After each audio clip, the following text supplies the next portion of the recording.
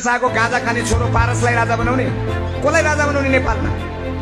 त्यो जुम्लाको ज्ञानेन्द्र साईलाई राजा बनाउने? त्यसरी हुँदैन। राजा ल्याउने कुराले देश बन्दैन।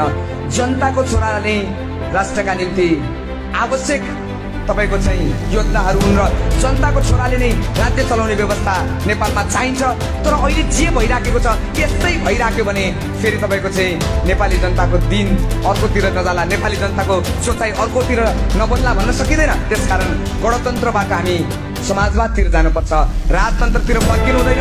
एकचोटि फेरि राजतन्त्रतिर फर्काउने प्रयास भइरहेको छ। तपाईलाई थाहा छ अहिले हामी बाँकेमा छौँ। अलि अगाडि मात्रै पनि तपाईको नेपालगञ्जमा हिन्दू र मुस्लिमको द्वन्द्व भड्काएर यहाँ अलिकति तपाईको चाहिँ द्वन्द्व सिर्जना गर्न खोजियो।